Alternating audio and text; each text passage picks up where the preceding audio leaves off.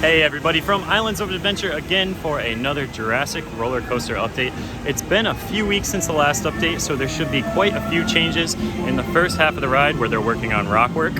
And today I'd like to focus on the back half as well and go through some of these elements, what we can expect out of the speed and the forces based on aerials, some heights, speeds, and just find out in general what this coaster may do.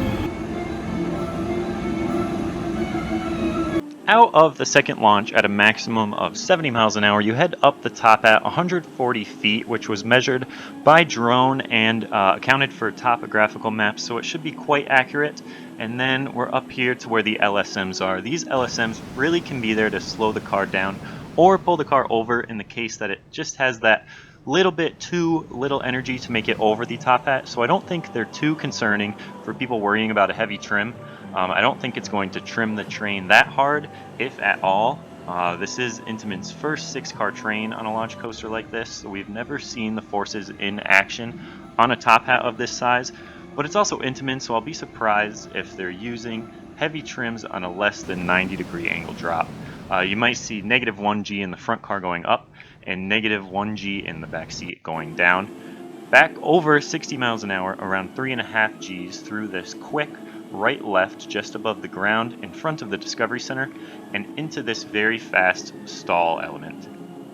Negative 0.2 vertical Gs here at around 40 miles an hour to give riders a quick moment of hang time before turning down to this back corner of the lagoon in front of the Harry Potter area.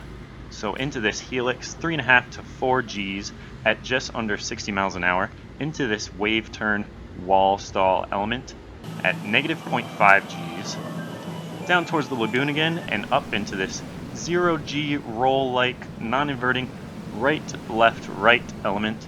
Just floater air here as the train jogs side to side. Back down to the edge of the lagoon at 3.5 Gs and into an overbank turn. Not too many positives here. Over this micro bunny hill just above the water at 0 Gs to negative 0.2 Gs to get you popping up into your restraint, and then finally into the heartline roll. Speed estimated around 45 miles an hour here, into a twisted airhill at negative 0.5 Gs, and finally that hop into the brake run.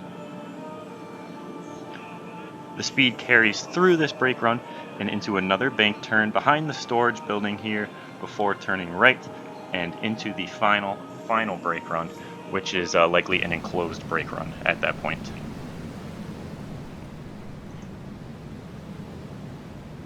And now as we walk up onto the front half of this ride, you can see a lot of rockwork is going up to cover that track work with all sorts of tunnels and theming and hopefully some waterfalls and more.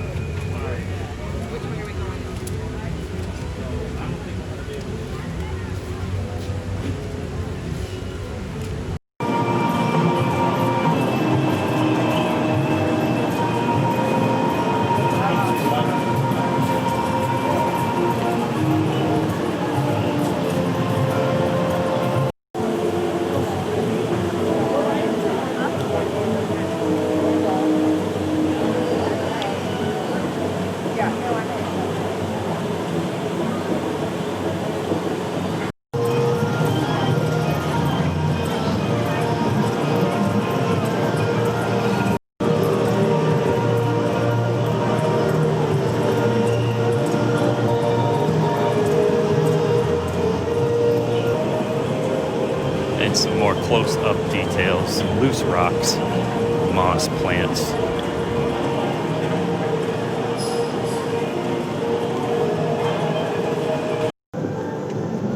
And that will do it for me today. Thank you as always so much for watching. I appreciate it more than you would ever know. And yeah, until next time, see ya.